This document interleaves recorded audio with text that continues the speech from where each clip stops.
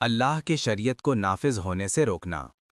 سنن نسائی، ابو داؤد اور ابن ماجہ میں ابن عباس رضی اللہ عنہما سے صحیح سند کے ساتھ مروی ہے کہ رسول اللہ صلی اللہ علیہ وسلم نے فرمایا، اگر کسی کو جان بوجھ کر قتل کیا جائے تو اس کے بدلے میں قاتل کو قتل کیا جائے، اور جو شخص قصاص کے نفاذ میں رکاوٹ ڈالے اس پہ اللہ کی، فرشتوں کی اور تمام لوگوں کی لعنت ہے۔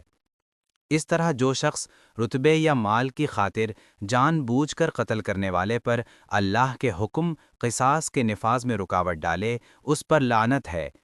پھر تو یہ صورت اور بھی زیادہ سخت ہونی چاہیے جب کوئی شخص شریعت کے مکمل نفاذ میں رکاوٹ ڈالنے کی کوشش کرے۔ بدعتیوں کو پناہ دینے والے۔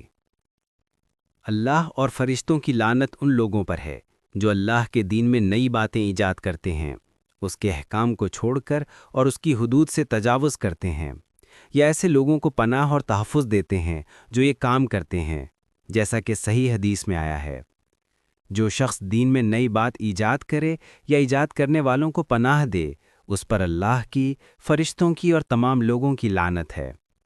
اسے ابو داؤد، نسائی اور حکام نے روایت کیا ہے۔ رسول اللہ صلی اللہ علیہ وسلم کے صحابہ کرام کو گالی دینا۔ طبرانی کی الجامع الکبیر میں ابن عباس رضی اللہ عنہما سے اچھی سند کے ساتھ مروی ہے کہ رسول اللہ صلی اللہ علیہ وسلم نے فرمایا، جو شخص میرے صحابہ کرام کو گالی دے اس پر اللہ کی، فرشتوں کی اور تمام لوگوں کی لعنت ہے۔ شوہروں کی بات نہ ماننے والی عورتیں۔ امام بخاری رحمہ اللہ نے اپنی سند کے ساتھ ابو ہریرہ رضی اللہ عنہ سے روایت کیا ہے کہ نبی صلی اللہ علیہ وسلم نے فرمایا، جب کوئی عورت اپنے شوہر کے بستر پر اسے چھوڑ کر رات گزارتی ہے تو فرشتے اس وقت تک اس پر لعنت کرتے رہتے ہیں جب تک وہ واپس نہ آ جائے۔ ایک دوسری روایت میں ہے، جب کوئی مرد اپنی بیوی کو بستر پر بلائے اور وہ آنے سے انکار کر دے تو فرشتے صبح تک اس پر لعنت کرتے رہتے ہیں۔ امام بخاری رحمہ اللہ کی صحیح میں تیسری روایت یوں ہے، جب کوئی مرد اپنی بیوی کو بستر پر بلائے اور وہ نہ آئے اور وہ شوہر اس پر ناراض ہو کر رات گزارے تو فرشتے صبح تک اس پر لعنت کرتے رہتے ہیں۔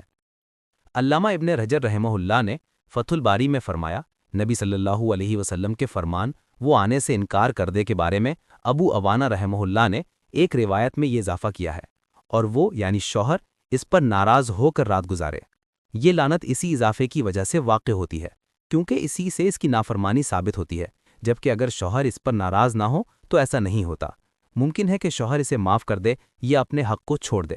ملامت صرف اسی وقت ہوتی ہے جب وہی بیوی شوہر کو حقیر سمجھے اور شوہر اس پر ناراض ہو، یا شوہر اسے سزا کے طور پر حقیر سمجھے کیونکہ وہ بیوی گناہ کر رہی ہے اور اپنے گناہ سے باز نہیں آتی۔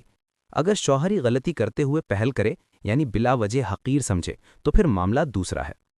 انہوں نے یہ بھی فرمایا کہ اس حدیث میں ایک نافرمان مسلمان پر لعنت کرنے کی اجازت ہے اگر وہ اللہ کی نافرمانی کر رہا ہو، بشرطیہ یہ کہ یہ اسے ڈرانے کے لیے ہو تاکہ وہ اس عمل سے باز آ جائے۔ اگر وہ اس میں مشغول رہے تو پھر اس کے لیے توبہ اور ہدایت کی دعا کرنی چاہیے۔ یہ حدیث اس بات کی دلیل ہے کہ فرشتے نافرمان لوگوں پر لعنت کرتے رہتے ہیں جب تک وہ اس میں مشغول رہتے ہیں۔ اس سے یہ معلوم ہوتا ہے کہ وہ فرما بردار لوگوں کے لیے بھی دعا کرتے رہتے ہیں جب تک وہ اطاعت میں مشغول رہتے ہیں۔ یہ اس بات کی بھی دلیل ہے کہ فرشتوں کی بھلائی یا برائی کی دعا قبول ہوتی ہے کیونکہ آپ صلی اللہ علیہ وسلم اس لعنت سے ڈرتے تھے۔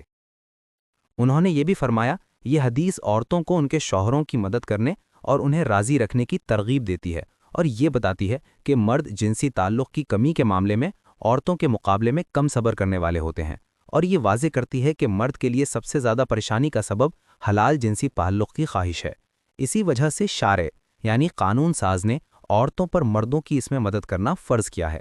یہ اس بات کی بھی نشاندہی کرتی ہے کہ اللہ کی اطاعت پر قائم رہنا اور اس کی عبادت میں ثابت قدم رہنا خود ہی اس کے بندے کے لیے ایک اجر ہے، کیونکہ اللہ تعالیٰ نے اپنے بندے کے کسی حق کو ضائع نہیں کیا اور نہ ہی اس کی حفاظت میں کوتاہی کی، یہاں تک کہ اس نے فرشتوں کو اس شخص پر لعنت کرنے والا بنا دیا جو اپنے بندے کو اس کی جائز خواہش سے محروم کر کے ناراض کرتا ہے۔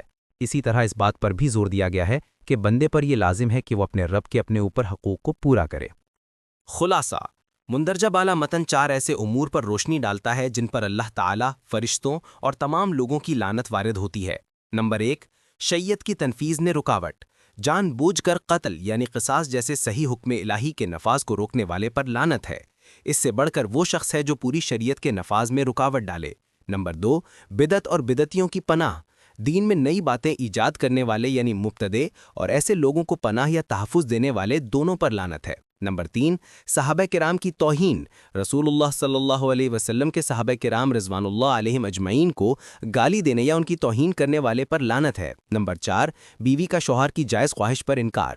بلا کسی شرعی عذر کے شوہر کے بستر پر آنے سے انکار کرنے والی بیوی پر جبکہ شوہر ناراض ہو فرشتے صبح تک لعنت کرتے ہیں۔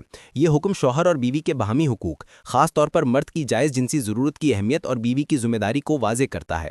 نتیجہ، یہ تمام احادیث اس اصول کی طرف اشارہ کرتی ہیں کہ اللہ کے مقرر کردہ احکام، خواہ وہ معاشرتی عدل ہو، عقیدہ و عبادت ہوں، تاریخی شخصیات کے احترام ہو یا خاندانی حقوق ہوں، سے انحراف یا ان کی مخالفت نہایت سنگین جرم ہے جس کی پاداش میں اللہ اور اس کے فرشتوں کی لعنت ہوتی ہے۔